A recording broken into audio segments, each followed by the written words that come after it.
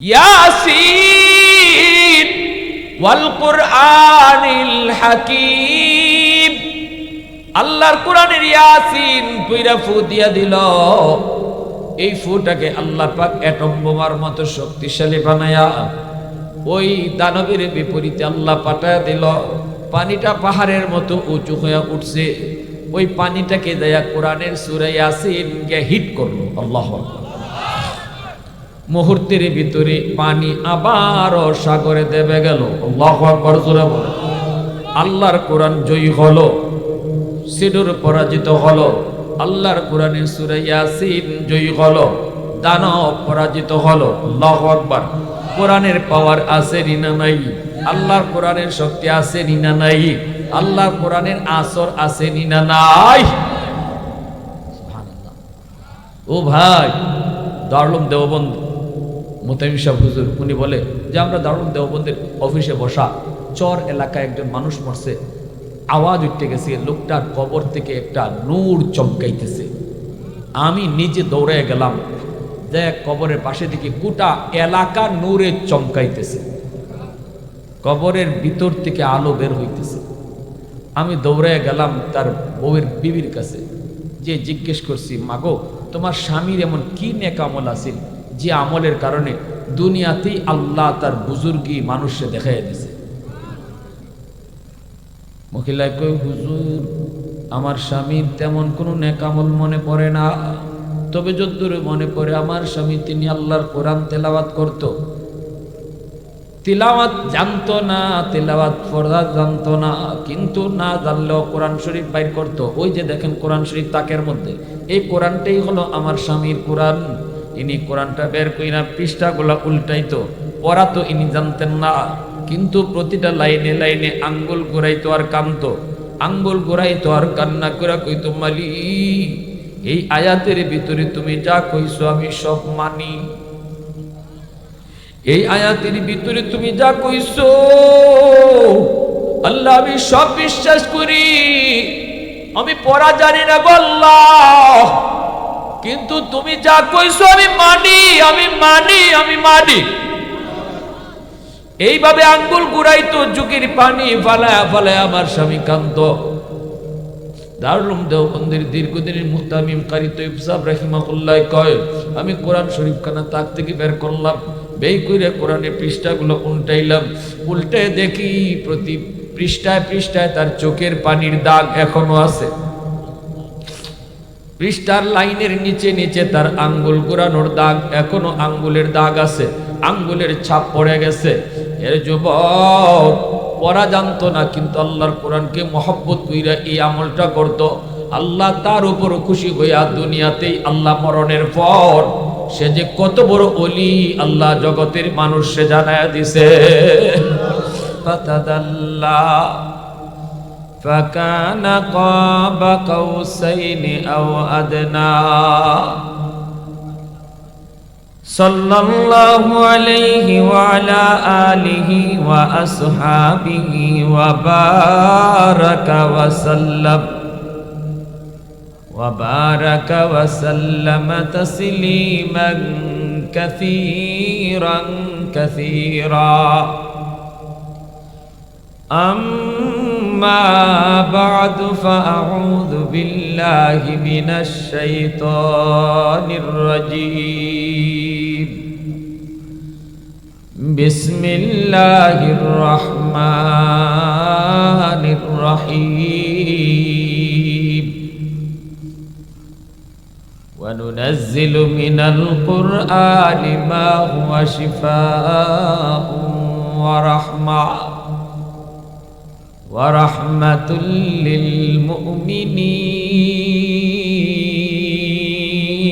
للمؤمنين. وقال رسول الله صلى الله عليه وسلم إنما بعثت معلما أو كما قال النبي عليه الصلاة والسلام. أي حبيب كبريا तुम पर सलाम। ऐ हमारे दिल रुबा तुम पर सलाम।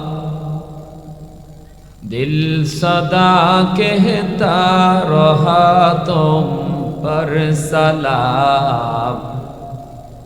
ऐ हबीबे किबरिया तुम पर सलाम। मस्जिदे अक़सा में जुमला अंबिया, मस्जिदे अक़सा में जुमला अंबिया मुक़्तदी थे और भी है तुम मुक़्तदा। मुक़्तदी थे और भी है तुम मुक़्तदा। ऐ हबीबे किबरिया तुम पर सलाम।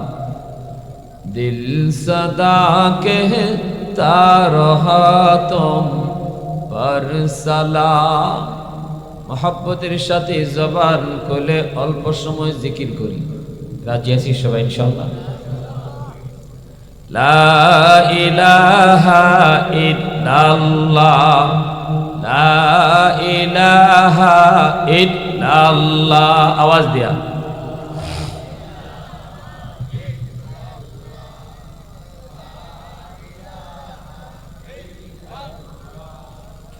লা ইলাহা ইল্লাল্লাহ, লা ইলাহা ইল্লাল্লাহ।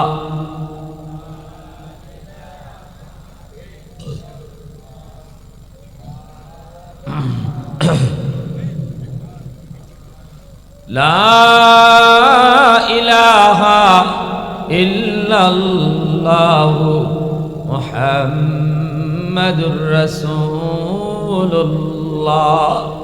জোরে সুরে বলি সাল্লাল্লাহু আলাইহি ওয়াসাল্লাম।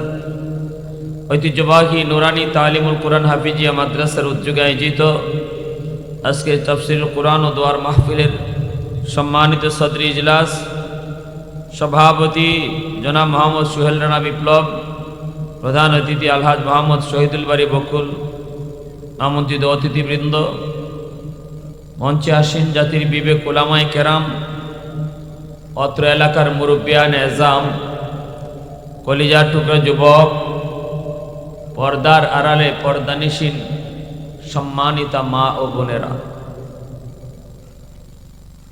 আমার তিলাওয়াতকৃত আয়াতের সরল তর্জমা হলো আল্লাহ পাক বলেন ওয়া নুনাজ্জিলু মিনাল কুরআন মা হুয়া শিফাউন ওয়া রাহমাতুল লিল মুমিনিন। নিশ্চয়ই আমি আল্লাহ কোরআন নাজিল করেছি তোমাদের জন্য শিফা হিসাবে এবং গোটা মুমিন জাতির জন্য আমি আল্লাহ কোরআনকে নাজিল করেছি রহমত হিসাবে। সুবহানাল্লাহ। কোরআন হলো রহমত, কোরআনের প্রতিষ্ঠান হলো রহমত, কোরআনের ধারক বাহক হাফেজে কোরআন উলামায়ে কেরামরা হলো রহমত। আল্লাহ বলেন কোরআন জগতের জন্য রহমত। আল্লাহর রহমত ছাড়া আমাদের বাঁচার কোনো উপায় আছে? একটু আওয়াজ দিয়া বলবেন, আওয়াজ দিয়া। পিছনের ভাইরা কি সামনের ভাইদের সাথে কোনো ঝগড়াঝাটি আছে আপনাদের? জমি জমা নিয়ে মামলা? পিছনে যারা বসা আপনারা আমার উপরে রাগ না সামনে যারা বসা এদের সাথে আপনাদের দ্বন্দ্ব? কি কোন কোনো ঝগড়াঝাটি আছে ভাই? মামলা মোকদ্দমা আছে?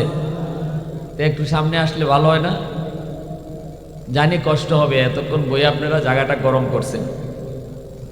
এই গরম জায়গাটা বাদ দিয়ে সামনে আসাটা এত সহজ না, কিন্তু এরপরও আমি আল্লাহর জন্য দ্বীনের জন্য বলবো। কারণ এই গ্যাপটা থাকার কারণে মাহফিলের সৌন্দর্যটা নষ্ট, এবং এই জায়গাটার মধ্যে ইবলিস আয়া বওয়ার সুযোগ পাইব। ঠিক না ভাই? যুবক ভাইয়েরা সামনে আগে আসো, মুরব্বী বাবাজিদেরকে কষ্ট দিও না। যুবক যে ভাইয়েরা আমার মতো যুবক যুবক যারা আছো তোমরা একটু সামনে চলে আসো। মুরব্বী বাবাজিদেরকে কষ্ট দিও না, তারা যেখানে বসছেন এখানেই তারা বসে থাকেন, কারণ তাদের একটা বয়সের ব্যাপার আছে, ঠিক না?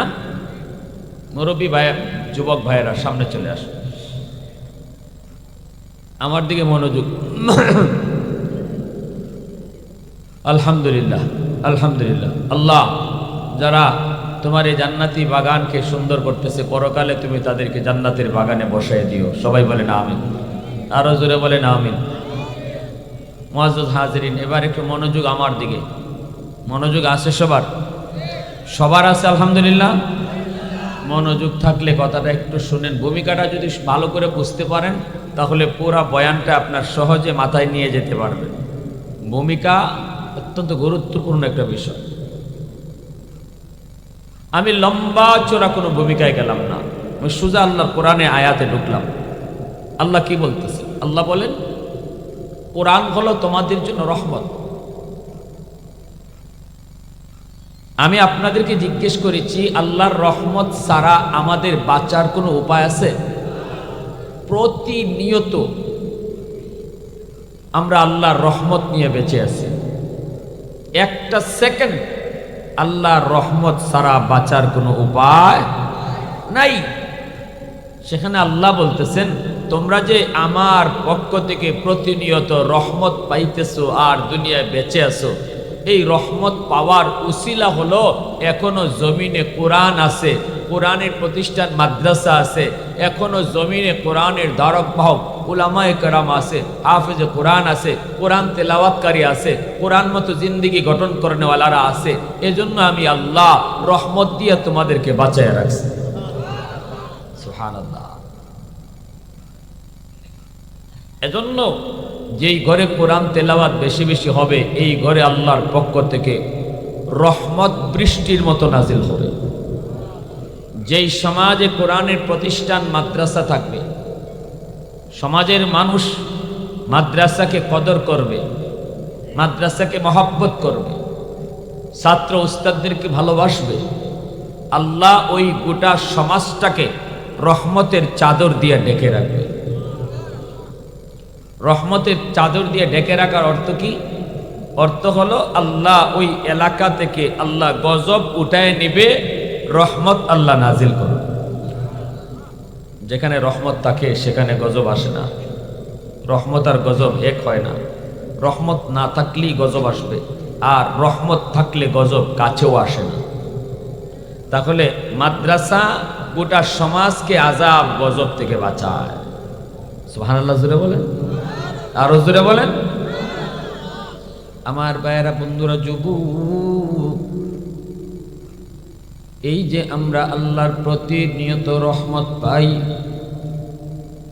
আকাশ থেকে বৃষ্টি পাই, জমিন থেকে ফসল পাই, নদী থেকে মাছ পাই, গাছগাছালি থেকে ফুল ফল পাই, যত প্রকারের নিয়ামত আমরা জমিনে ভোগ করি, আল্লাহ বলেন এই সব কিছু নিয়ামত পাওয়ার উসিলা হলো এখনো সমাজে মাদ্রাসা আছে, এখনো সমাজে বাপ মা সন্তানকে হাফেজ বানায়, এখনো ঘরে কোরআনের কদর আছে, এখনো ঘরে কোরআনের কদর আছে, সমাজের মানুষ এখনো মাদ্রাসাকে কদর করে।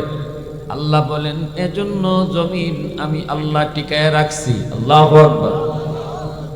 এ যুবক, আসমান থেকে যদি ঠিকমতো বৃষ্টি তুমি পেতে চাও, জমিন থেকে যদি ঠিকমতো ফসল তুমি পাইতে চাও, গাছ গাছালি থেকে যদি ঠিকমতো তুমি ফুল ফল পাইতে চাও, সব কিছু যদি তোমার ঠিকঠাক মতোই চলতে তুমি পছন্দ করো, তুমি চেয়ারম্যানের চেয়ারম্যানই, তুমি মেম্বারের মেম্বারি, তুমি এমপির এমপিগিরি, তুমি ব্যবসায়ীর ব্যবসা প্রতিষ্ঠান, যত যা কিছু তুমি বলো রে, সব কিছু যদি ঠিক মতোই চলো তুমি চাও, তাহলে আল্লাহ বলেন কোরআনকে মানো, কোরআন মতো চলো, কোরআনের মাদ্রাসাকে কদর করো, উলামায়ে কেরামকে সম্মান করো, নিজের সন্তানটারে হাফেজ বানাও। এ যুবক, সন্তানটারে যদি হাফেজ বানাও, আলেম বানাও, আল্লাহ বলে তুমি বাবার কারণে, তুমি বাবার এই সিদ্ধান্তের কারণে আমি জমিন টিকায় রাখছি। তুমি বাবার এই সিদ্ধান্তের কারণে এখনো জমিনে বৃষ্টি হয়, জমিন থেকে ফসল হয়। যদি এই সিদ্ধান্ত তুমি বাবা না নিতা, আরো 10টা সন্তানের মতোই তোমার সন্তানকে তুমি স্কুল কলেজে পড়াইতা, যেখানে পড়াইলে পরে তারা কোরআন বুঝতো না, কোরআন মতো চলতো না, কোরআনী জিন্দিগির কদর বুঝতো না। যদি 10টা বাবার মতো তুমিও এইভাবেই সন্তানকে নিয়ে স্কুল কলেজে যাইতা, মাদ্রাসাগুলা যদি খালি পড়ে থাকতো, এই মাদ্রাসায় যদি কোরআন পড়নেওয়ালা কেউ পাওয়া না যাইতো, আল্লাহ বলে গাছ গাছালি তোমাকে ফুল ফল দেওয়া বন্ধ করে দিত, জমিন তোমাকে ফসল দেওয়া বন্ধ করে দিত, আকাশ থেকে বৃষ্টি নাজিল বন্ধ হয়ে যেত, নদী নালা কোনো কিছুই তোমার খেদমত করতো না, সব কিছু তোমার বিরুদ্ধে চলে যেত। আমি আল্লাহর রহমতের দ্বারা আমি বন্ধ করে দিতাম। জীবন তোমার এখানেই থেমে যেত। চেয়ারম্যানই তোমার জায়গায় থাকতো না, মেম্বারই তোমার জায়গায় থাকতো না, এমপির এমপিগিরি জায়গায় থাকতো না, তুমি ব্যবসায়ীর ব্যবসা প্রতিষ্ঠান কিছুই আমি আল্লাহ রাখতাম না, কোনো কিছুই আমি জায়গায় রাখতাম না। কারণ জমিনে আমি আল্লাহর কোরআনের শিক্ষা নাই, অতএব কোনো কিছুরই দরকার না। এবার বুঝে থাকলে বলো যুবক, তুমি আমি জমিনে বেঁচে আছি কোরআনের উসিলায়, ঠিক কিনা জোরে বলো। তুমি আমি এখনো জমিনে বেঁচে আছি মাদ্রাসার উসিলায়, তুমি আমি এখনো জমিনে বেঁচে আছি হাফেজে কোরআনের উসিলায়, তুমি আমি জমিনে এখনো বেঁচে আছি উলামায়ে কেরামের উসিলায়। এই কথাটাই আল্লাহ পাক রব্বুল আলামিন পবিত্র কোরআনের এই আয়াতের ভিতরে বলছেন।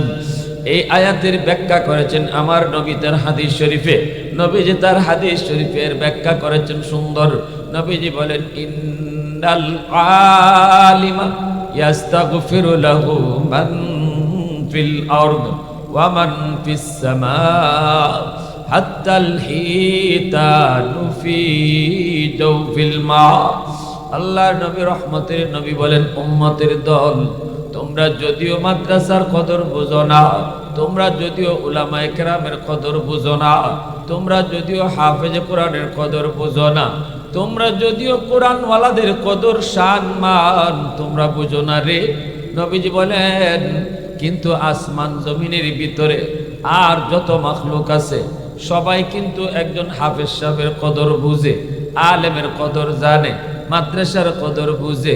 এজন্যই আল্লাহর নবী কয়ে গাছের পাতা বলো, জঙ্গলের বাঘ ভাল্লুক বলো, গর্তের পিপিলিকা বলো, এমনকি পানির নিচের মাছ বলো, সব কিছু মাদ্রাসার জন্য 24 ঘন্টা আল্লাহর কাছে দোয়া করে। গর্তের পিপিলিকা এই কথা কয়, আল্লাহ সমাজে সমাজে তুমি মাদ্রাসা কবুল করে নাও, যতগুলা মাদ্রাসা আছে আল্লাহ মাদ্রাসার উন্নতি তুমি কবুল করে নাও। হাফেজে কোরআন যারা আছে গো আল্লাহ, হাফেজে কোরআনের হায়াত তুমি বাড়াও, উলামায়ে কেরামের সংখ্যা তুমি বাড়াও, ঘরে ঘরে তুমি হাফেজ তৈরি করো। এই কথাটা মাসেও কয়। কারণ কি? কারণ কি? কারণ মাসে জানে মাদ্রাসা যতদিন জমিনে থাকবো ততদিন আল্লাহ জমিন টিকায় রাখবো, আমি মাছও জমিনে বেঁচে থাকার সুযোগ পাব। জমিন যদি থাকে তবে তো আমি মাছ থাকবো, ঠিক কিনা?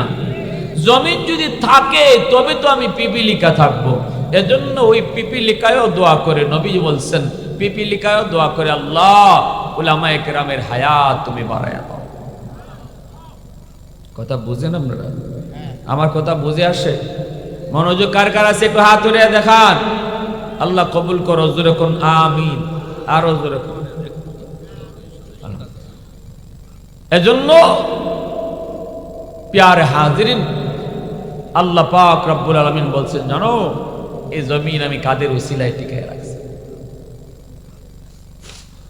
এখন ভাই সৌদি আরব থেকে একটা জাহাজ, মালদ্বীপ নামক একটা দেশ আছে বিশ্ব মানচিত্রে, এই উঠতেছেন কেন? প্রস্রাবে ধরছে? হ্যাঁ, যাও, সমস্যা হইলে যাবে, আনিলে আমি এখনই মুনাজাতে লাগবে।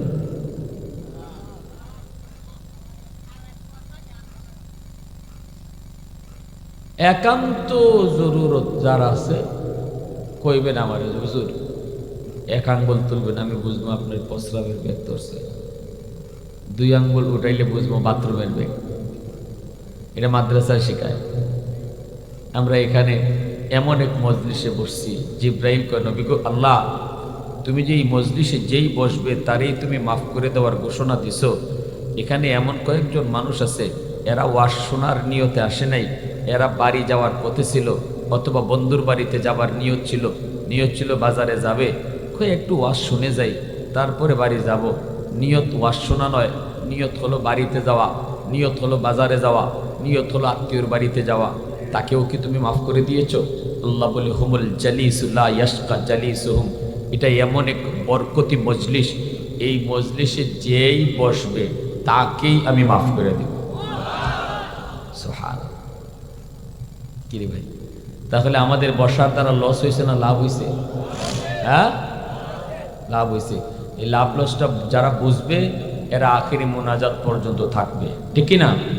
আর যারা মনে করে দূর এই লাভ লসে তো বুঝি না, মাহফিল শেষে সিন্নি আছে, তাবারুক আছে নাই, ও তাহলে তো সমস্যাই। তাবারুক না থাকলে তো একদল ভাববে বাবা এত সময় বইয়া থেকে লাভ হইতো না, এরা খাওয়াবে না, ঠিক না? এরা খাওয়াবে না, এজন্য একদল চলে যাবে। আমরা কি এখানে খাওয়ার নিয়তে আসছি না আল্লাহকে খুশি করার জন্য? আল্লাহকে খুশি করার জন্য কারা কারা আসছেন একটু হাত উঠিয়ে দেখান তো। আল্লাহ তুমি কবুল করো, সবাই বলে না আমিন, আরো জোরে বলে না আমিন। আমার ভাইয়েরা বন্ধুরা, যুবক, মক্কা শরীফ থেকে একটা জাহাজ, মালদ্বীপ বিশ্ব মানচিত্রে একটা দেশ, এই বিশ্ব মানচিত্রে একটা দেশের নাম হলো মালদ্বীপ। এই ইকুটা একটু কমাও তো, একটু কমাই তো। বিশ্ব মানচিত্রে একটা দেশের নাম হলো মালদ্বীপ। মালদ্বীপ নাম শুনছেন তো? এই মালদ্বীপ শহরের পাশেই একটা সৌদি আরবের জাহাজ ডুবে গেল, সবগুলি যাত্রী মারা গেল। বাস্তব একটা ঘটনা শুনাইতেছি, শুনেন। ঘটনাটা আজকে থেকে প্রায় 350 বৎসর আগের ঘটনা। এই ঘটনাটা লিখছেন কেডা? বিশ্ববিখ্যাত পর্যটক আল্লামা ইবনে বতুতা। তিনি তার কিতাব রিহলাতে ইবনে বতুতা, এই কিতাবের ভিতরে তিনি উল্লেখ করেছেন, কি লিখছেন তিনি? কয় শুধু আজ পৃথিবীর মানচিত্রে মালদ্বীপ হলো একটা মুসলিম দেশ, কিন্তু এক সময় এই দেশটা মুসলিম দেশ ছিল না। এই দেশটা ছিল হিন্দু দেশ, দেশটা ছিল মূর্তি পূজারীর দেশ। আল্লাহকে কেউ চিনত না, ইসলাম ধর্ম তারা জানত না। একজন হাফেজে কোরআনের উসিলায়, ছোট্ট একটা বাবু হাফেজে কোরআন, ওই হাফেজে কোরআনের উসিলায় আল্লাহ গোটা দেশটারে মুসলমান বানায় দিছে। এত আস্তে নি সুবহানাল্লাহ, পিছনে মানুষ আওয়াজ দিয়ে সুবহানাল্লাহ বলে না ভাই, একটু আওয়াজ দিয়ে একসাথে বলেন সুবহানাল্লাহ, আরো জোরে সুবহানাল্লাহ। সুবহানাল্লাহ শব্দের অর্থ কি? আল্লাহ তুমি পাক। আমি যত আওয়াজ দিয়ে বলবো আল্লাহ তুমি পাক, আল্লাহ তুমি পাক, আল্লাহ তত খুশি হইয়া আমাকে পাক বানায় দিব। যে যত বেশি আল্লাহকে পাক কইব আল্লাহ তারে তত তাড়াতাড়ি পাক বানায় দিব। তাহলে সুবহানাল্লাহ বলে লস না লাভ? জোরে বলতে রাজি আছি না ইনশাআল্লাহ? আবার আওয়াজ দিয়ে বলেন সুবহানাল্লাহ, আলহামদুলিল্লাহ, আল্লাহু আকবার। আল্লাহ তুমি কবুল করো। এবার শুনেন, কেউ নড়াচড়া করবেন না, কোনো আওয়াজ নাই। জাহাজের সবগুলি যাত্রী মারা গেল, পানিতে ডুবে, জাহাজ ডুবে গেছে, মানুষ আর বাঁচবে কোত্থেকে, সব মরছে। কিন্তু ওই হাফেজ সাহেব, যার বয়স মাত্র 8 বছর, এই হাফেজে কোরআনকে আল্লাহ তার কুদরতে বাঁচিয়ে রাখছে। একজন হাফেজ, একজন আলেম।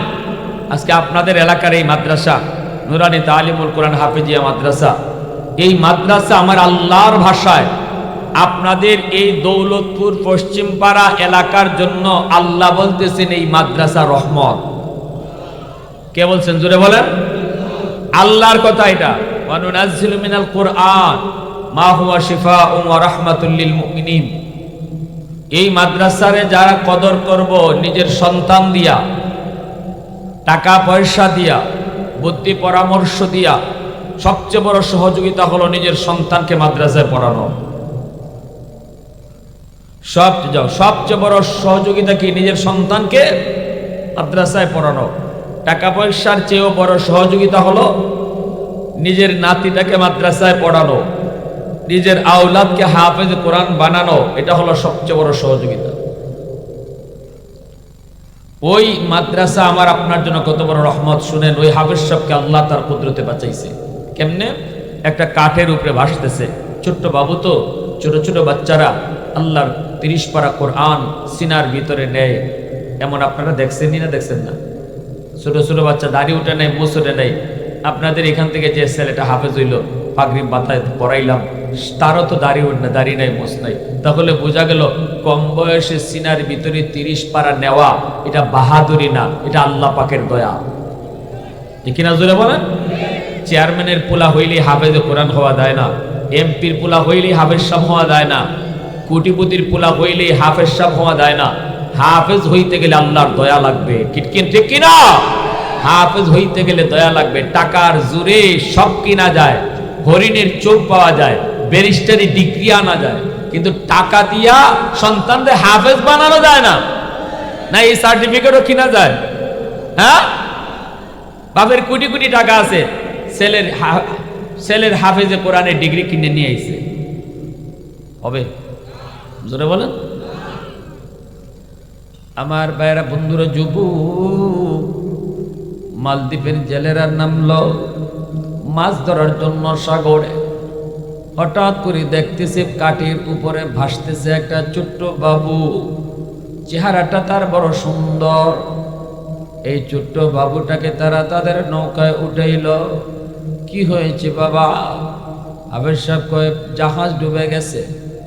কি পরিমাণ যাত্রী ছিল? কয়, অসংখ্য, অগণিত। তুমি কেমনে বাঁচলা? কয়, আমি জানি না। আল্লাহু আকবার। মূলত বাঁচাইছেন কে?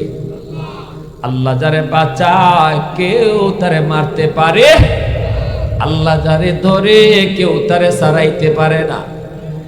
ঠিক কিনা? জোরে বলেন। ইন্না বাতুশা রাব্বিকা লাশাদীদ।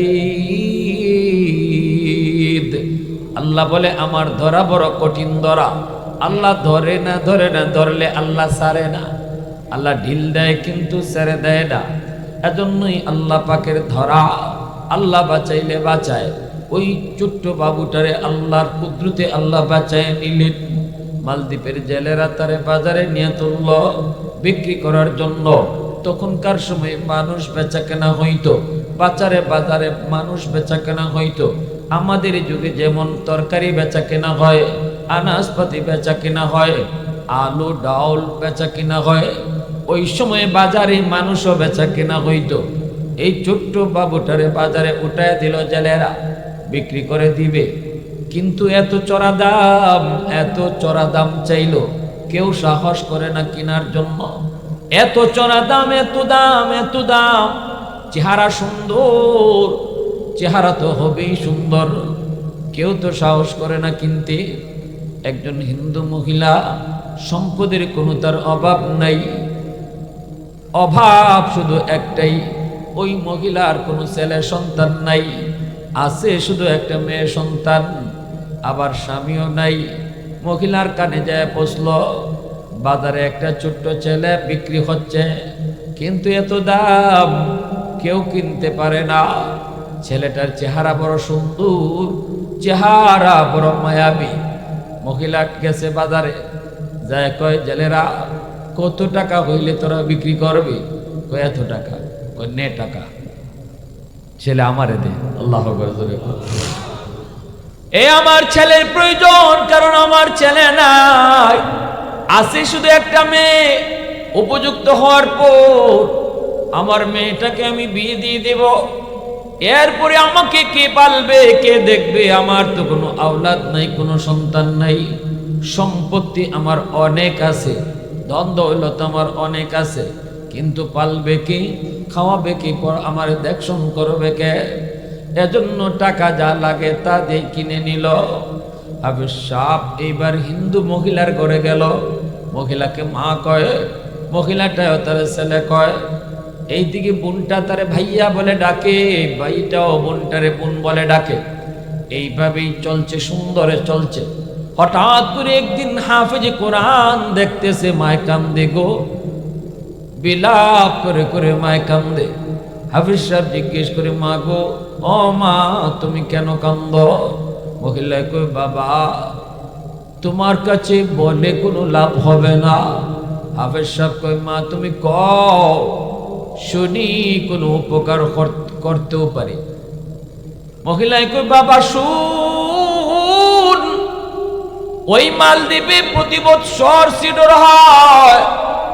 সাগরের পানি মালদ্বীপ শহরের উপর রাত যখন 1টা বাজে যায়, তখনই মালদ্বীপের উপরে আক্রমণ করে। বৎসরে একদিন নির্ধারিত সময় আক্রমণ করে।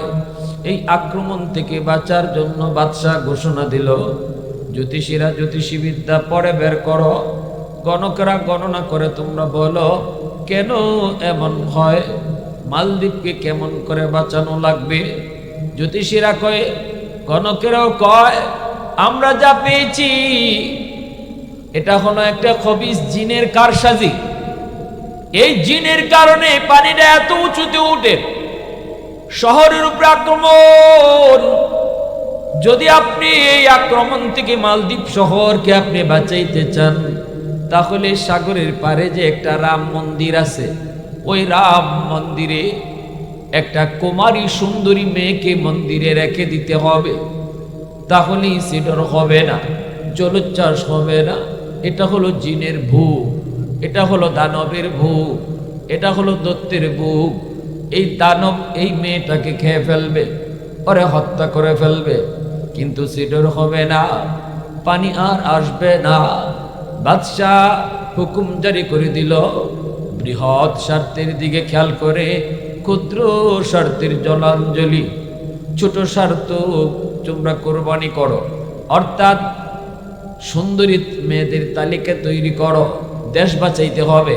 মেয়ে একজনকে যদি আমরা বুক দিয়ে দিব, বিনিময়ে তো আমাদের দেশ বাঁচানো যাবে। সুন্দরী মেয়েদের তালিকা তৈরি করলো। এই যে থিওরিটা, এই থিওরিটা কিন্তু ইসলাম সমর্থন করে। জোরে বলেন। 10 জনের সুখের জন্য নিরপরাধ আরেকজনকে হত্যা করা, এটা ইসলাম সাপোর্ট করে না। এজন্য হযরত ওমর ফারুক রাদিয়াল্লাহু তাআলা আনহু জামানায় আমর ইবনুল আস রাদিয়াল্লাহু তাআলা আনহু মিশরের গভর্নর, মিশরের নীল দরিয়ার পানি শুকিয়ে গেছে, আর ওই খ্রিস্টানদের একটা প্রথা ছিল, প্রচলন ছিল, হেরা দরিয়া নিয়ে ওইরকম নদীর পাড়ে নিয়ে জবাই করত, তখন পানি উঠত। আমর ইবনুল আস রাদিয়াল্লাহু তাআলা আনহু বন্ধ করে দিয়েছেন, রাখ, তোদের আগের এই সমস্ত আলতু ফালতু কর্মকাণ্ড এখন আর চলবে না, কারণ এটা ইসলামী রাষ্ট্র। ঠিক কিনা জোরে বলো। মেয়েটারে সাজায়া সুজায় নিতেছে, বলি দিবে। আমর ইবনুল আস থামাইছেন, রাখো। কি হয়েছে? ডুল ডব্বর বাজায় কই যাও? কই মেয়েরে এখন জবাই করব কেন? কই নীল দরিয়ার পানি শুকিয়ে গেছে, এই যদি জবাই না করি তাহলে পানি উঠবে না। আমর ইবনুল আস রাদিয়াল্লাহু তাআলা আনহু ইনি বলে, রাখো রাখো, এখন আর আগের যুগ নাই, এখন ইসলামী হুকুমত। আমি আবু ইবনুল আস হলাম তোমাদের গভর্নর, আমার অনুমতি ছাড়া একটা কদমও চলবে না। আমার মন বলে না যে ইসলাম এটাকে সাপোর্ট করে। 10 জন আরামে থাকবা, পানি পাইবা, আর আরেকজনের কুরবানি দিবা, তার দোষটা কি? জোরে বলেন, তার দোষটা কি? যারে কুরবানি দিতেছো, যারে জবাই করতেছো, তার দোষটা কি? তোমার পানির জন্য আরেকজনকে তুমি জবাই করবা? থামো। ইসলাম কখনো এমন আচরণ সমর্থন করে না, এটা জুলুম, এটা অন্যায়। আমর ইবনুল আস রাদিয়াল্লাহু তাআলা আনহু ওমর রাদিয়াল্লাহু তাআলা আনহুর কাছে চিঠি লিখছেন। তিনি তখন অর্ধ পৃথিবীর বাদশাহ। হযরত ওমরের কাছে চিঠি লিখছেন, এরা তো আমার কথায় মেয়েকে জবাই করা থেকে বিরত হলো, কারণ আমি গভর্নর, আমার কথা তো মানতেই হবে। কিন্তু তারা এই কথা আমার কাছে দাবি করছে যে আমরা আপনার কথা মানবো, কিন্তু পানির ব্যবস্থা করেন। আমরা তো দেখেছি আমাদের বাপ দাদারা এইভাবেই পানি তুলতো, নীলদরিয়ার পানি উঠতো কোনো একটা মেয়েকে জবাই করলে। তো এখন পানি তুলেন। আমর ইবনুল আস বলে এটা পরের ব্যাপার, পরেরটা পরে, পানি উঠবে কি উঠবে না সেটা পরে, তবে এই জুলুম আমি হতে দিব না। ঠিক কিনা জোরে বলেন? হযরত ওমর রাদিয়াল্লাহু তাআলার কাছে চিঠি লিখছেন। হযরত ওমর বলেন, হ্যাঁ সঠিক কাজ করেছো, ধন্যবাদ তোমাকে, সঠিক কাজ করেছো, একটা অন্যায় কাজের প্রতিবাদ করেছো। তারপরে হযরত ওমর নীলদরিয়ার নামে চিঠি লিখলেন। চিঠি কার নামে লিখছেন? জোরে কর। নীলদরিয়ার নামে। নীলদরিয়ার নামে চিঠি লিখছেন আর বলছেন, এই নীলদরিয়া শোন, তুই যদি আমার আল্লাহর হুকুমে চলো, প্রথম লেখছেন তুই যদি তোর নিজের হুকুমে চলো তাহলে তোর পানির দরকার নাই, আর তুই যদি আমার আল্লাহর হুকুমে চলো তাহলে আমি ওমর বলতেছি চিঠিটা পড়া মাত্রই তুই পানি দিবি। এই চিঠি আমর ইবনুল আসের কাছে পাঠাইছেন। হযরত আমর ইবনুল আস রাদিয়াল্লাহু তাআলা চিঠিটা নিয়ে নীলদরিয়ার পানি মাটিতে, যেখানে একদম নিচে পানি উঠার কথা, ওখানে চিঠিটা রাখিয়ে তিনি পারে উঠতে পারেন নাই। চিঠিটা নদীতে রাখছেন দরিয়ায়, আর তিনি আইসা পারে উঠতে পারেন নাই, পানি উঠা শুরু হয়ে গেছে। সেই পানি আজও আছে নীলদরিয়া, জিন্দেগিতে আর কোনোদিন শুকাবে না। তামাম দুনিয়ার সব দরিয়া শুকাতে পারে, কিন্তু ওমরের আদেশ পেয়ে যে দরিয়ায় পানি উঠেছিল এই দরিয়া আর কখনো শুকায় নাই, কিয়ামতের আগে শুকাবেও না। সুবহানাল্লাহ জোরে বলেন। প্যারে হাজির, এজন্য ইসলাম এটাকে সাপোর্ট করে না। কিন্তু ওই তো এরা তো মূর্তি পূজারী। বাচ্চাদের দিয়ে দিল সুন্দরী মেয়েদের তালিকা তৈরি করো, তারপরে ওই মন্দিরে রেখে দাও।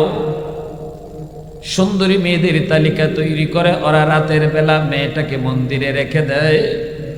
এই বছর লটারিতে আমার মেয়েটার নাম উঠছে।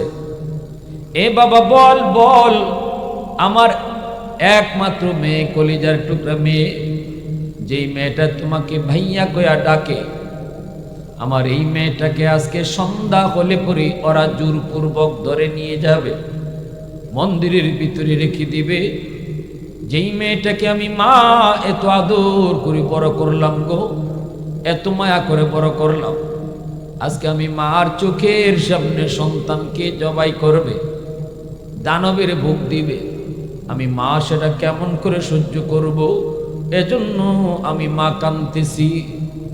হাফেজ সাহেব কই, মা টেনশন তুমি করো না, কেঁদো না, কেঁদো না, সমাধান আমি দেব গো মা, আমার বোনেরও কোনো ক্ষতি হবে না, আবার দানবেও কিছু করতে পারবে না, বোনেরও ক্ষতি হবে না, সব সমাধান আমি দেব। মহিলা কয়, বাবা কেমনে দিবি? কয়, মা আমার বোনটাকে তুমি তার নানার বাড়িতে পাঠায় দাও, নানির হাতের পিঠা খাইতে পাঠায় দাও, বোনের জামা কাপড় পরায়া আমাকে তুমি পালঙে বসায় রাখো, আমার দাড়ি উঠে নাই, মুছ উঠে নাই, যদি মেয়ে লোকের পোশাক পরায়া রেখে দেওয়া হয় তাহলে কেউ বুঝবে না আমি যে ছেলে, মনে করবে আমি মেয়ে, আমাকে মেয়ে মনে করে ওরা মন্দিরে নিয়ে রেখে দিক, এরপরে আমি বুঝব দানবের পাওয়ার বেশি নাকি আমার সিনার পাওয়ার বেশি। মহিলায় কই, বাবা না না, আমি তোমাকে হাতছাড়া করব না, বড় আশা করে তোমাকে এনেছি, তোমাকে আমি হাতছাড়া করব না বাবা। আমার মেয়েটা যদি এক সময় উপযুক্ত হয় তাহলে তো তারে বিয়ে দিয়ে দেব, সে তো স্বামীর করে চলে যাবে, মেয়ে তো এমনি একদিন চলে যাবে, কিন্তু তোমাকে যদি আমি হারাই, আমি বৃদ্ধা হলে আমাকে কে লালন পালন করবে, আমাকে কে খাওয়াবে না রে বাবা, আমি তোমাকে হাতছাড়া করব না। কিন্তু হাফেজ সাহেব কই, মা তুমি টেনশন করো না, ওই দানব আমার কোনো ক্ষতি করতে পারবে না, কারণ এই দানবের চেয়ে ওই জিনের পাওয়ারের চেয়ে হাজার হাজার গুণ পাওয়ার আল্লাহ আমার সিনার ভিতরে রেখে দিয়েছেন। যেই পাওয়ারটা হলো আল্লাহ 30 পারা কোরআন। আওয়াজ দিয়া কও সুবহানাল্লাহ। এই 30 পারা কোরআন আল্লাহ আমার সিনার ভিতরে রেখে দিয়েছো গো মা, তুমি টেনশন করো না। এর যুবক, মার মন তো মা কেমনে সেটা বুঝবে? মার মন মা তো বুঝে না, কারণ এই মা যদিও তার গর্ভধারিণী মা না, কিন্তু যুবক এবার তুমি একটু চিন্তা করে দেখো, যেই মাটা গর্ভধারিণী মা না, তবুও তার প্রতি এত দরদ। তোমার মা, যেই মা তোমাকে গর্ভে নিয়েছে রে, 10 মাস 10 দিন তোমাকে গর্ভে নিয়েছে, এই মা তোমার জন্য শিশুকালে কি করছে হয়তো তোমার মনে নেই।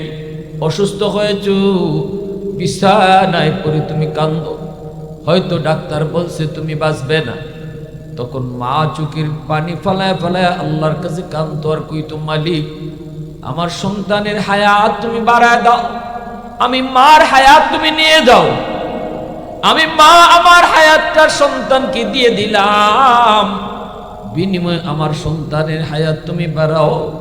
কত বাবা আল্লাহর কাছে চোখের পানি ফেলে কইতো, মালিক আমি বাবা আমার হায়াত দিয়ে দিলাম, তবু আমার সন্তানের হায়াত তুমি বাড়ায় দাও। এরে যুবক, আজকে ওই মার কলিজায় তুমি কেমন করে ব্যথা দাও, ওই বাবার কলিজায় তুমি কেমন করে ব্যথা দাও, কেমন করে মার সাথে খারাপ আচরণ করো। রহমতের নবী মদিনার কবরের পাশ দিয়ে যান, নবী দেখতেছেন একটা কবরের ভিতরে যুবক জাহান্নামের আগুনে জ্বলতেছে, সাপের কামড় খাইতেছে কবরের ভিতরে। নবীজি সাহাবায়ে কেরামদেরকে বলেন, সাহাবীরা রে, এই কবরের ভিতরে যুবক জাহান্নামের আগুনে জ্বলে আর মা মা কয়ে চিৎকার করে কান্দে। আমি নবী একটু হাত উঠে সুপারিশ করব, তোমরা আমার সাথে আমিন আমিন বলবা। নবীজি হাত উঠে দিয়েছেন, আল্লাহ তুমি তো আমাকে রহমতের নবী বলেছ, রহমতের নবী কবরের পার দিয়ে যাবে আর কবরের ভিতরে আযাব হবে, হয় না মালিক, হয় না। আল্লাহ তুমি তার আযাবটা বন্ধ করো। আমি নবী সুপারিশ করলাম, কিন্তু আযাব বন্ধ হয় না। আবার নবী হাত উঠাইলেন, সাহাবায়ে কেরাম আমিন বললেন, এইবারও আযাব বন্ধ হয় না। আবার নবী হাত উঠাইলেন, 3 বার নবী হাত উঠাইলেন, সাহাবায়ে কেরাম আমিন বললেন, যুবকের আযাব বন্ধ হয় না। এইবার নবী জানতে চায়, মালিক ও মালিক, আমার হাতের দাম কি তোমার দরবারে কমে গেল? আল্লাহ আমি কি কোনো ভুল করে ফেলেছি? আল্লাহ কয়, না বন্ধু, তোমার হাতের দাম কমে নাই। এই যুবক গন্ডগোল বাজায় রাখছে অন্য জায়গায়। এই যুবকের মা এখনো দুনিয়ায় জীবিত, মার কলিজায় বড় ব্যথা। দুনিয়ায় থাকতে মারে কষ্ট দিছে, মার গায়ে হাত উঠাইছে, মরণের সময়টা তো মা তারে ক্ষমা করে নেই। এজন্য আমি আল্লাহ সিদ্ধান্ত নিয়েছি, মা যতক্ষণ পর্যন্ত তারে মাফ না করবে, আমি আল্লাহ তার আযাব বন্ধ করব না। নবীজি কয়, সাহাবীরা তাড়াতাড়ি মার কাছে সালাম পৌঁছাও। ওই মহিলার কাছে নবীর সালাম পৌঁছানো মাত্র এই মহিলা দৌড়ায়া নবীর কাছে চলে আসলো। মহিলায় কই, নবী ডাক দিয়ে কই, মা গো কবরটা চিনোনি? মহিলায় কই, নবী গো চিনি, এই কবরটা হলো আমার সন্তানের কবর। নবী তখন বলেন, মা এই ছেলেটা বুঝি তোমার সাথে খারাপ আচরণ করেছে, তোমার গায়ে হাত পর্যন্ত উঠায় দিছে, কলিজার ভিতরে নাকি তোমার অনেক ব্যথা। আমি তো এই ছেলেটার জন্য সুপারিশ করেছি, কবরের মধ্যে আযাব ভোগ করতেছে গো মা, আগুনে পড়তেছে, সাপের কামড় খাইতেছে, আর মা মা কয়া চিৎকার করে কাঁদতেছে। আমি রহমতের নবী তার পাশ দিয়ে কেমন করে চলে যাব? তার জন্য একটু সুপারিশ না করলে আমি একবার নয়, 2 বার নয়, 3 বার হাত উঠাইলাম, কিন্তু আল্লাহ আমার হাত ফিরাই দিছে। যতক্ষণ পর্যন্ত তুমি তাকে মাফ না করবা, আল্লাহ তার আযাব বন্ধ করবে না। এই কথা বলতেই মহিলাকে নবী কয়, মা গো তুমি মাফ করে দাও। ছেলে তো তোমার পেটে নিছো তুমি, কষ্ট করেছো তুমি, হয়তো সন্তান না বুঝে তোমাকে কষ্ট দিছে, মা তুমি মাফ করে দাও, আমি নবী তোমার কাছে হাত জোড় করে সুপারিশ করি। মহিলায় তখন চোখের পানিটা ফালায় কয়, না গো নবী, আমি একে মাফ করবো না, এখনো আমার পিঠে মাইরের দাগ আছে। নাউজুবিল্লাহ, জোরে বলেন। এখনো আমার পিঠে তার মাইরের দাগ আছে, এখনো আঘাতের চিহ্ন আছে, না গো নবী আমি এর মাফ করবো না। রহমতের নবী, মায়ার নবী চিন্তায় পড়ে গেছেন। এইবার নবীজি আল্লাহ, ও মালিক, মার দিল তো শক্ত হয়ে গেছে, মা যদি মাফ না করে আমি নবীর সুপারিশও তুমি কবুল করবা না, তাহলে এই যুবকের আযাব কেমনে বন্ধ হইতো? আল্লাহ তোমার কাছে একটা সুপারিশ করি, আল্লাহ আমাকে যেইভাবে কবরের আযাব তুমি দেখায় দিছ, এইভাবে তার মার চোখের সামনে তুমি আযাবটা দেখায় দাও। আস্তে কোন, আরো একটু আস্তে, নাইলে সকালে নাস্তা করে গেছো সুবহানাল্লাহ কইলে হবে। খালি হয়তো কষ্ট হইতেছে আপনাদের পেটে ক্ষুধা, সকালে নাস্তা কইরে অন্তত মনে করে সুবহানাল্লাহটা কইলিয়েন। আর একটু জোরে কোন সুবহানাল্লাহ, আরো জোরে সুবহানাল্লাহ। আল্লাহর নবী, রহমতের নবী কয়, আল্লাহ আযাবটা যেভাবে আমাকে দেখাইছো এইভাবে তার মারেও দেখাই দাও। সাথে সাথে আল্লাহ বলে, বন্ধু তোমার এই সুপারিশটা আমি কবুল করলাম। আল্লাহর নবীকে আল্লাহ যেইভাবে আযাবটা দেখায় দিছে, এইভাবে মার চোখের সামনে আল্লাহ পাক আযাব দেখায় দিলেন। দেখতেছে মায় কবরের ভিতরে সন্তানের আযাব, আগুনে পোড়ার দৃশ্য, সাপের কামড়, আবার মা মা কয়ে চিৎকার করার আওয়াজ। যেই মাত্র এই আওয়াজ, সন্তানের আওয়াজ মার কানে দেয় পৌঁছল, সাথে সাথে মার দিলটা নরম হয়ে গেছে। আল্লাহু আকবার, জোরে বলেন। মার দিলটা নরম হয়ে গেছে, কারণ মা বাবা কোনো দিন সন্তানের কষ্ট নিজের চোখে সইতে পারে না, ঠিক না? যত কষ্টই সন্তানে দেয়, যতই কথা অমান্য করে, যতই মার বাবার কলিজায় ব্যথা দেয়, কিন্তু এই সন্তান বিপদে পড়লে সবার আগে কান্না করে মা, সবার আগে কান্না করে বাবা। বিদেশ বাড়িতে সন্তান যদি বিপদে পড়ে, প্রবাসে যদি সন্তান বিপদে পড়ে, কেউ না জানলেও সবার আগে জানে মা, ঠিক কিনা? জোরে বলেন। কলিজার মধ্যে ব্যথা লাগে, কলিজায় কেমন কেমন জানি করে, কেন? কারণ এটা মা আর সন্তানের রক্তের সম্পর্ক। আল্লাহু আকবার, জোরে বলেন। সন্তানের বিপদ, সন্তানের বিপদ কেউ না বুঝলেও মায় বুঝে। আল্লাহু আকবার, জোরে কর। এ যুবক, তুমি কার কলিজায় ব্যথা দিতেছো? কার চোখের পানি তুমি জড়াইতেছো রে যুবক? পৃথিবীতে মায়ের মতো আপন কেউ হবে না, পৃথিবীতে মায়ের মতো আপন কেউ হবে না। তোমরা কোনো দিনও মায়েরই মনেতে কষ্ট দিও না, তোমরা কোনো দিনও মায়েরই মনেতে কষ্ট দিও না। পৃথিবীতে মায়ের মতো আপন কেউ হবে না, তোমরা কোনো দিনও মায়েরই মনেতে কষ্ট দিও না। কত পাপী মন আছে মাকে কষ্ট দেয়, মায়ের মনে কষ্ট দিয়ে অভিশাপ নেয়। মায়ের মনে কষ্ট দিলে খোদা যে সহে না, মায়ের মনে কষ্ট দিলে খোদা যে সহে না। তোমরা কোনো দিনও মায়েরই মনেতে কষ্ট দিও না, তোমরা কোনো দিনও মায়েরই মনেতে কষ্ট দিও না। মুসলমানের আওয়াজে বলেন আল্লাহু আকবার। যেই মাত্র মা নিজের চোখে আযাবটা দেখলো, সাথে সাথে মা চিৎকার দিয়া কই, নবী গো, আমার মনে যা কষ্ট আছিল সব ভুলে গেছি। আল্লাহকে বলেন আযাব যেন আমার সন্তানের বন্ধ করে। সাথে সাথে আল্লাহ পাক আযাব বন্ধ করে দিল। এজন্য বলি যুবক, আব্দুল কাদের জিলানী, মঈনুদ্দিন চিশতিরে যদি তুমি খুশি করো, তবু আল্লাহ খুশি হবে না। যদি মা বাবা খুশি না থাকে, আর যদি বাপ মা খুশি থাকে আল্লাহ খুশি হয়ে যায়। রিদার রাব্বি ফি রিদাল ওয়ালিদাইন ওয়া সাখাতুর রাব্বি ফি সাখাতিল ওয়ালিদাইন। এই শিক্ষাটাই আপনার সন্তানকে মাদ্রাসায় পড়াইলে দেওয়া হয়, ঠিক কিনা জোরে বলো। এই আদর্শটাই আপনার সন্তানকে মাদ্রাসায় পড়াইলে বোঝানো হয়। এটা আমার নবীর আদর্শ, এটা আমার নবীর আখলাক, এটা আমার নবীর কথা।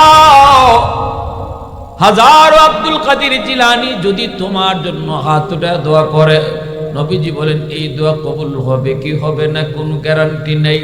কিন্তু ভাঙ্গা ঘরে বসে যদি মা হাত উঠায়, ভাঙ্গা ঘরে বসে যদি বাবা হাত উঠায়, নবীজি বলেন এই বাপ মার দোয়া কবুল হবে, এর গ্যারান্টি আছে। মা কই বাবা না আমি তোমাকে যেতে দিব না। হাফেজ সাহেব কই মা তুমি টেনশন করো না, বোনটারে তুমি নানার বাড়ি পাঠায় দাও। এমনি বোনটারে পাঠায় দেওয়া হলো।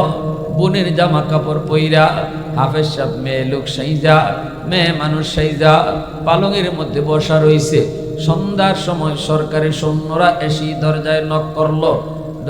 দরজায় নক করতেই মা দরজা খুলে দিল।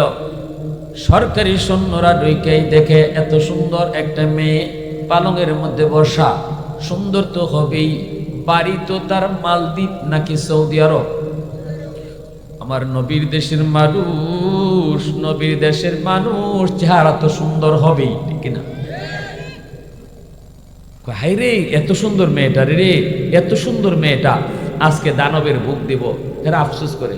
আপনারা বলুন তো আমার ওয়াজ যারা শুনছেন এতক্ষণ পর্যন্ত, এটা মেয়ে না ছেলে? পিছনের যুবকরা কয় না মেয়ে না ছেলে? ছেলে, অল্প বয়সের ছেলে। হাফেজ সাহেব 30 পারা কোরআন তার সিনায়, দাড়ি নাই মুছ নাই। আল্লাহু আকবার জোরে বল। সরকারি সৈন্যরা কয় চলো। হাফেজ সাহেব কয় ধরতে হবে না, আমি যাব। চলছে, মন্দিরে নিয়ে রাখলো, মন্দিরে নিয়ে রাখলো। সরকারি সৈন্যরা চলে আসলো। সকালবেলা যায় তার লাশ আনবে, সকালে যায় লাশ আনবে। 12টার পরে যখন 1টা বেজে গেল, হাফেজে কোরআন মন্দিরের ভিতরে ঢুকে এসে তার মেয়ে লোকের পোশাক খুলে ফেলে দিল। ভিতরে ছিল তার ছেলে মানুষের পোশাক, এই পোশাকটা পরা, আর হাতের মধ্যে তার একটা জায়নামাজ। জায়নামাজটা মন্দিরের ভিতরে বিছাইয়া দিল। জায়নামাজ মন্দিরের ভিতরে বিছাইয়া নামাজে দাঁড়ায় গেল। আল্লাহু আকবার জোরে করে। তাম দুনিয়া তোমার আমার জন্য আল্লাহ মসজিদ বানায় রাখছে। আল্লাহু আকবার জোরে করে। অতীতের উম্মতের জন্য আল্লাহ পাক নির্ধারিত জায়গায় নামাজ পড়া নির্ধারণ করে রাখছে। মুসা নবীর জমানার উম্মতের জন্য মসজিদে আইসাই নামাজ পড়তে হতো। বাড়িতে নামাজ পড়লে হতো না, দোকানে নামাজ পড়লে হতো না, মাঠে নামাজ পড়লে হতো না। কিন্তু আমাদের জন্য শুধু আল্লাহ, এই উম্মতে মুহাম্মদের জন্য আল্লাহ কয় বন্ধু তোমার উম্মতের জন্য আমি আল্লাহ তামাম দুনিয়া মসজিদ বানায় দিলাম। যেখানে নামাজ পড়বে ওখানেই আমি নামাজ কবুল করে নেব। এত সুযোগ আল্লাহ আমাদেরকে দিছে, এরপরেও তো আমরা টাইম মতো নামাজ পড়ি না, ঠিক না? আমরা সময় মতো নামাজ পড়ি না, যেখানে থাকি এখানে নামাজ পড়ি না। হ্যাঁ, মনে করি যে এইভাবে অবহেলায় নামাজ চলে যায়, অথচ দৈনিক 5 বার আল্লাহ তোমাকে আমাকে ডাকতেছে, আল্লাহু আকবার আল্লাহু আকবার। বান্দা আমি আল্লাহ বড়, আমি আল্লাহ বড়, তোর দোকান ছোট আমি বড়। বান্দা তোর বন্ধু ছোট, আমি আল্লাহ বড়। আয় আমার দিকে আয়, আমার দিকে আয়। ঘুমটা ছোট, আমি আল্লাহ বড়, তুই ঘুম বাদ দিয়ে আমার দিকে আয়। এভাবে 5 বার আল্লাহ তোমাকে আমাকে ডাকে। এরপরও যখন ঘুমায় থাকি তখন আল্লাহকে আমরা জবাব দেই, আল্লাহ তুমি যা কইতেছো এটা ঠিক না, তুমি বড় না, আমার ঘুমটা বড়, ঠিক না? মুখে বলি না কিন্তু কাজে প্রমাণ করি। আমি এরপরও যখন দোকানদারি করি আজান শোনার পরও, তখন আমি মুখে বলি না কিন্তু আমার কাজে প্রমাণ করতেছি আমি, আল্লাহ তুমি বড় না, আমার দোকানদারিটা বড়, ঠিক না? তুমি বড় যদি এটা আমি মনে প্রাণে মানতাম তাহলে তো আমি দোকান বন্ধ করতাম। এখন আজান হয়েছে দোকান বন্ধ করতাম। আমার ভাইরা বন্ধুরা, এরা তো চলে আসলো সরকারি সৈন্যরা। রাত যখন 1টা বেজে গেল, হাফেজ সাহেব মন্দির থেকে তাকায়া দেখে সাগর বড় খারাপ, ভয়ঙ্কর রূপ ধারণ করেছে। সাগরের পানিটা দানবের মতো উপরে উইটা রওনা দিছে, মালদ্বীপ শহরটারে ডুবাইয়া দিবে। এমনি হাফেজ সাহেব কয়, আল্লাহ আজকে প্রমাণ হবে ওই সিডুরির পাওয়ার বেশি, দানবের পাওয়ার বেশি, নাকি তোমার কুরআনের পাওয়ার বেশি। ও মালিক, আজ প্রমাণ হবে আল্লাহ কুরআনের পাওয়ার বেশি নাকি দানবের পাওয়ার বেশি। আল্লাহর কুরআনের সূরা ইয়াসিন কইরা হাফেজ সাহেব ফু দিল, ইয়াসিন ওয়াল কুরআনিল হাকীম। আল্লাহর কুরআনের ইয়াসিন কইরা ফু দিয়া দিল। এই ফুটাকে আল্লাহ পাক অ্যাটম বোমার মতো শক্তিশালী বানায়া ওই দানবের বিপরীতে আল্লাহ পাঠায়া দিল। পানিটা পাহাড়ের মতো উঁচু হয়ে উঠছে। ওই পানিটাকে দেয়া কোরআনের সূরা ইয়াসিন কে হিট করলো। আল্লাহু আকবার। মুহূর্তের ভিতরে পানি আবারও সাগরে দেবে গেল। আল্লাহু আকবার জোরে বলে। আল্লাহর কোরআন জয়ী হলো, সিডুর পরাজিত হলো। আল্লাহর কোরআনের সূরা ইয়াসিন জয়ী হলো, দানব পরাজিত হলো। আল্লাহু আকবার। কোরআনের পাওয়ার আছে না নাই? আল্লাহর কোরআনের শক্তি আছে না নাই? আল্লাহর কোরআনের আসর আছে না নাই? সুবহানাল্লাহ। ও ভাই, দারুল দেওবন্দ মোতামিম সাহেব হুজুর উনি বলে যে আমরা দারুল দেওবন্দের অফিসে বসা, চর এলাকায় একজন মানুষ মরছে, আওয়াজ উঠতে গেছে, লোকটার কবর থেকে একটা নূর চমকাইতেছে। আমি নিজে দৌড়ে গেলাম, দেখ কবরের পাশে দিকে গোটা এলাকা নূরে চমকাইতেছে, কবরের ভিতর থেকে আলো বের হইতেছে। আমি দৌড়ে গেলাম তার বউয়ের বিবির কাছে, যে জিজ্ঞেস করছি, মাগো তোমার স্বামীর এমন কি নেক আমল আছিল যে আমলের কারণে দুনিয়াতেই আল্লাহ তার বুজুর্গি মানুষে দেখাই দিছে। মহিলায় কই, হুজুর আমার স্বামীর তেমন কোনো নেক আমল মনে পড়ে না, তবে যদ্দূর মনে পড়ে আমার স্বামী তিনি আল্লাহর কোরআন তেলাওয়াত করত।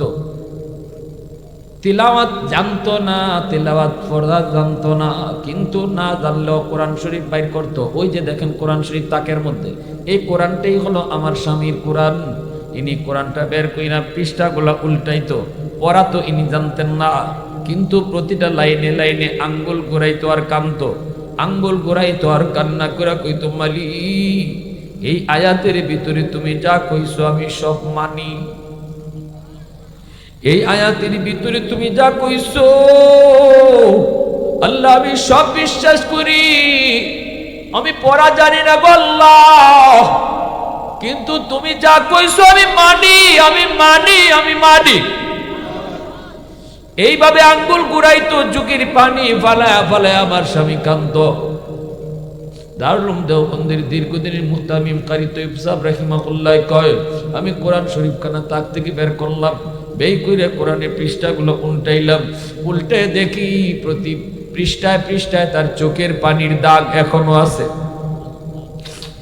পৃষ্ঠার লাইনের নিচে নিচে তার আঙ্গুল ঘুরানোর দাগ, এখনো আঙ্গুলের দাগ আছে, আঙ্গুলের ছাপ পড়ে গেছে। এর যুবক পড়া জানতো না, কিন্তু আল্লাহর কোরআনকে মহব্বত কইরা এই আমলটা করত।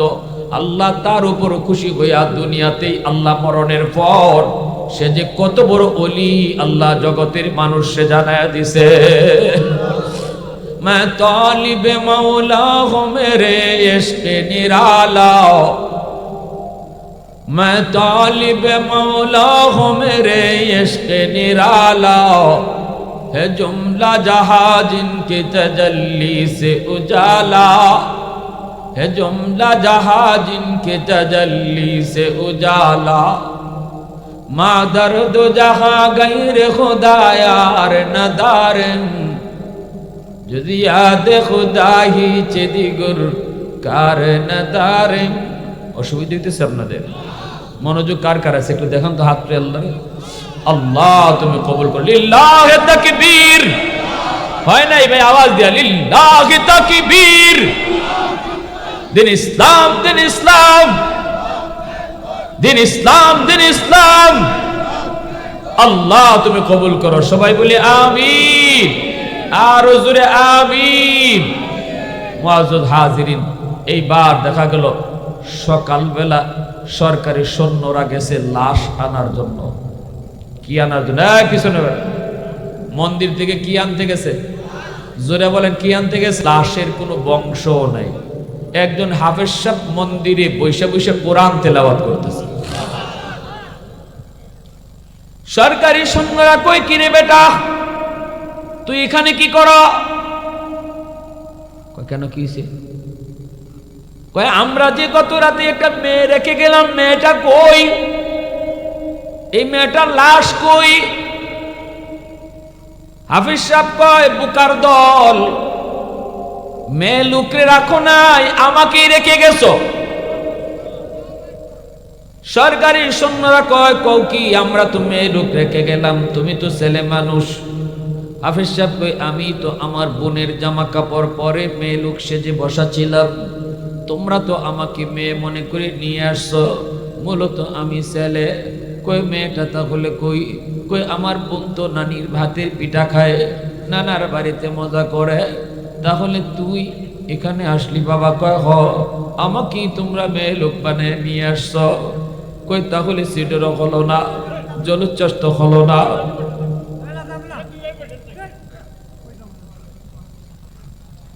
কয় ব্যাপার কি? তুই মরলি না, জলোচ্ছ্বাসও হলো না, তুইও মরলি না, ঘটনাটা কি?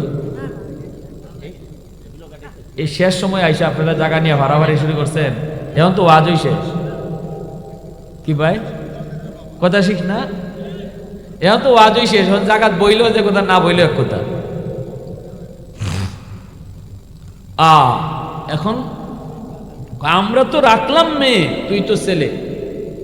তোমরা বুকার দল, আমি ছিলাম মেয়ে মানুষের পোশাক পইরা, মূলত আমি ছেলে। কয় তাহলে মেয়েটা কই? কয় আমার বোন তো নানির হাতের পিঠা খায়, নানির হাতের। কই তুই মরলি না? কই তোরা মনে করছো দানব আমারে মেরে ফেলবে? তোরা জানো না আমার সিনার ভিতরে কি আছে? আল্লাহু আকবার। আরে আমার সিনার ভিতরে 30 পারা কোরআন। এই শক্তি কোরআনের শক্তি দানবের শক্তির চেয়ে হাজার হাজার গুণ বেশি পাওয়ার। যে সিনার মধ্যে কোরআন থেকে, এই সিনাকে জাহান্নামের আগুনও জ্বালাইতে পারে না। এত শক্তি, এত পাওয়ার, এই কোরআনের পাওয়ার, এত পাওয়ার, জাহান্নামের আগুন ওই সিনাকে জ্বালাইতে পারে না। অতএব সিডুরে কি করবে, দানবে কি করবে? আমি তো আল্লাহর কোরআন পড়ে শুধু ফু দেই নেই, পুরা কোরআন পড়ি নাই, শুধু ইয়াসিন পড়ে ফু দিছি। এতে করে পানি পানির জায়গায় আবার দেবে গেল, সাগর মুহূর্তের ভিতরে শান্ত হয়ে গেল, অশান্ত সাগর মুহূর্তের মধ্যে শান্ত হয়ে গেল। আল্লাহর কোরআনের সূরা ইয়াসিনের পাওয়ার বেশি। এই কথা বলতে সরকারি সৈন্যরা দৌড় শুরু করলো। বাদশাহর কাছে যায় বলতেছে, বাদশাহ যাব না, এই ঘটনা। বাদশাহ কয়ে আমাকে তাড়াতাড়ি নিয়ে চলো। বাদশাহ তার মন্ত্রী পরিষদ নিয়ে হাফেজ সাহেবের কাছে আসলো। এসে বলতেছে, ওরে হাফেজ সাহেব, এ বাবা, এই যদি হয় কোরআনের শক্তি, কোরআনের পাওয়ার, তাহলে আমরা কেন দূরে থাকবো? আমরাও দূরে থাকতে চাই না বাবা। এতদিন অন্ধকার ধর্মে ছিলাম, কোরআন কি জিনিস বুঝতাম না, মানতাম না, জানতাম না। তোমার কারণে আমরা বুঝলাম আল্লাহর কোরআনের পাওয়ার কত। বাবা আর দেরি করবি না, আমরা মন্ত্রী পরিষদ জনগণ সহ একসাথে তোর হাতে হাত রেখে কালেমা পড়ে মুসলমান হয়ে গেলাম। আরো জোরে আল্লাহু আকবার। একজন হাফেজে কোরআনের উসিলায় আল্লাহ মালদ্বীপ দেশটারে, আল্লাহ গোটা দেশে মুসলমান বানায় দিছে। আজও মালদ্বীপ পৃথিবীর মানচিত্রে একটা মুসলিম দেশ, একজন হাফেজে কোরআনের উসিলায়। এজন্য যুবক, কিয়ামতের ময়দানে আল্লাহ পাক কইব, একটা মুকুট আর একটা পাগড়ি আল্লাহ নিজে হাতে রাখবো। হাতে রেখে আল্লাহ কইব, কই তোমরা বাপ মা, নবীর মা বাবা? আইসা কইব, আল্লাহ আমি তো অমুক নবীর আব্বা, অমুক নবীর আম্মা। আল্লাহ তখন বলবে, আমি কোন নবীর বাপ মারে খুঁজি না, নবীর বাপ মাকে আমি খুঁজি না, সাথে সাথে হাফেজ সাহেবের আব্বা আম্মা, একজন আলেমের আব্বা আম্মা ঈশা কইব আল্লাহ আমি তো অমুক আলেমের বাবা, অমুক হাফেজে কোরআনের মা। আল্লাহ হাসরবাসীর সামনে কুদরতি মুচকি হাসি দিয়ে আল্লাহ বলবে আমি তো তোমাকেই খুঁজতেছি।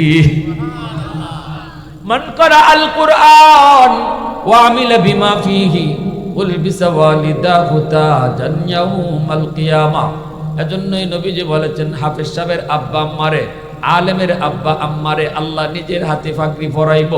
দুনিয়ার জমিনে ফাগরি পরাইছে আমরা মানুষ, আর বাপ মার মাথায় ফাগরি পরাইব আল্লাহ নিজে। আল্লাহর হাতে ফাগরি পরার ইচ্ছা কার কার আছে একটু হাত উঠে আল্লাহকে দেখান। আল্লাহ তুমি কবুল করো, জোরে কোন আমিন, আরো জোরে কোন আমিন। তাহলে আল্লাহর হাতে যদি পাগড়ি পড়তে হয়, সন্তান স্কুলে পড়াইলে না মাদ্রাসায় পড়াইলে? জোরে বলেন। আমি বলি না আপনারে যে আপনি সন্তানকে স্কুল থেকে নিয়ে আসেন বা কলেজ ইউনিভার্সিটিতে পড়ায়েন না, আমি কথা বলবো না। আমি বলবো স্কুল কলেজে পড়ান, ভার্সিটিতে পড়ান, ডাক্তার বানান, ইঞ্জিনিয়ার বানান, প্রফেসর বানান। কিন্তু আমার প্রশ্ন হলো, সন্তানকে যে আপনি ডাক্তার বানাইতেছেন, আগে মুসলমানই শিখাইছেন নি? আমার সন্তানের বড় পরিচয় ডাক্তার নয়, আমার সন্তানের সবচেয়ে বড় পরিচয় সে মুসলমানের সন্তান।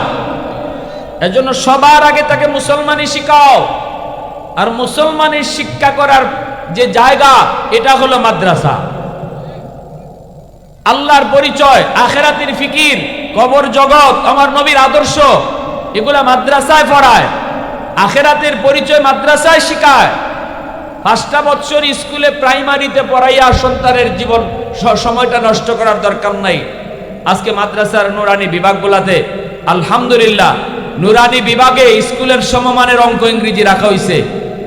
1, 2, 3, 4, 5 পর্যন্ত স্কুলের অঙ্ক ইংরেজি মাদ্রাসার নুরানি বিভাগে রাখা হয়, যেন আপনার সন্তান 5 বছর মাদ্রাসায় পইরা দিলের ভিতরে আল্লাহর পরিচয় ঢুকাইয়া, আখিরাতের ফিকির লইয়া, আবার অঙ্ক ইংরেজিও ঠিক রাইখা সে হাই স্কুলে ভর্তি হইতে পারে। কলেজে গেলেও সে বেনামাজি হবে না, হাই স্কুলে গেলেও সে আল্লাহকে ভুলবে না, কারণ 5 বছর তার কলিজার ভিতরে আল্লাহর নাম পাথরে খোদাই করে লিখে দেওয়া হয়েছে। এটা জেনতেন লেখা না, এটা পাথরে খোদাই করে লেখা। কাদা মাটির মধ্যে যা খুশি লিখা যায়, মাটির শক্ত হলে লিখা যায় না, ঠিক না? আমার সন্তানের দিল দিমাগ কাদা মাটির মতো। এই শিশুকালে যা বুঝাইবেন তাই কিন্তু লিখা হয়ে থাকবে, যা দেখাইবেন তাই কিন্তু রেকর্ড হয়ে থাকবে। বড় হলে পরে সন্তান এতদিন যা রেকর্ড করছেন তাই বাজাবে, ঠিক না? এজন্য শিশুকালটা সন্তানের 5টা বছর, যে 1 থেকে 5 পর্যন্ত, এটা আপনারা স্কুলে পড়াইয়া, আমার অনুরোধ আপনাদের দিকে খেয়াল করে উলামায়ে কেরাম আজকে মাদ্রাসার নুরানি বিভাগে স্কুলের অঙ্ক ইংরেজি রাখছেন, যেন মুসলমানের বাচ্চার লেখাপড়া মাদ্রাসা দিয়া শুরু হয়। মাদ্রাসা দিয়া শুরু হয়। 5 বছর পড়ানোর পরে আপনি স্কুলে দিয়া ডাক্তার ইঞ্জিনিয়ার বানান, মানুষের মতো মানুষ হবে। ডাক্তার হলে আদর্শ ডাক্তার হবে, আল্লাহর ভয় কলিজায় থাকবে, ডাকাত হবে না, কসাই হবে না, তার দিলে আল্লাহর ভয় থাকবে। কারণ 5 বছর মাদ্রাসায় পড়ে আল্লাহর ভয় ভীতিটা কলিজায় নিয়ে গেছে। আগডুম বাগডুম গোরাডুম সাজে, ডাক ডোল বাজে। কি হইছে এই বাজানে শিখাইয়া? এই ডাক ডোল বাজাইয়া বাচ্চারে শিখাইয়া লাভটা কি? ব্যাঙ্গের ফাল আর সাইকেল দৌড়ানি শিখাইয়া লাভটা কি? নামাজ শিখাইলেন না ব্যাঙ্গের ফাল শিখাইলেন, ঠিক না? জোরে কর। হ্যাঁ, এই আগডুম বাগডুম শেখানোর দরকার নেই। 5 বছর আমরা মাদ্রাসায় পড়াবো, এরপরে যার সন্তানরে ভালো লাগে আপনি মাদ্রাসায় পড়াইয়া আলেম বানাইবেন, হাফেজ বানাইবেন, নূরুন আলা নূর। কিয়ামতের মাঠে আল্লাহ আপনারে পুরস্কৃত করবে নিজের হাতে। আর যদি মনে করেন না দরকার নাই, আমি দুনিয়াতে আমার যদ্দূর শিখানোর মুসলমানই শিখাইয়া আমি সন্তানরে ডাক্তার বানাবো, ইঞ্জিনিয়ার বানাবো, আমরা আপনাকেও সাধুবাদ জানাই, ধন্যবাদ জানাই, অসুবিধা নাই। সন্তানকে ডাক্তার বানান, আমরা আপত্তি করব না, কিন্তু মুসলমানই শিখাইয়ে যে দিতেছেন অসংখ্য ধন্যবাদ। আপনি আল্লাহর কাছে নাজাত পেয়ে যাবেন। মুক্তি পেয়ে যাবেন। সন্তান আপনার ব্যাপারে মামলা দিতে পারবে না, আল্লাহর দরবারে বাপ মারে দায়ী করতে পারবে না। আর যদি এতটুকু না করেন, সন্তান আল্লাহর দরবারে মা বাবার বিরুদ্ধে মামলা দিয়া বসবে। রব্বানা আতিহিম দিফাইন মিনাল আযাব ওয়াল আনহুম লানান কাবীরা। আল্লাহ, আমার মা বাবা আমার দিন শিখায় নাই, আখিরাত বুঝায় নাই, তোমার পরিচয় শিখায় নাই। আল্লাহ, আমার বাপ মা দায়ী, এদেরকে জাহান্নামে আগে দাও। সন্তানের মামলায় বহু মা বহু বাবা আল্লাহর আদালতে আসামি হয়ে দাঁড়াবে। আল্লাহ আমাদেরকে সহি বুঝদান করুন। সবাই বলি আমিন।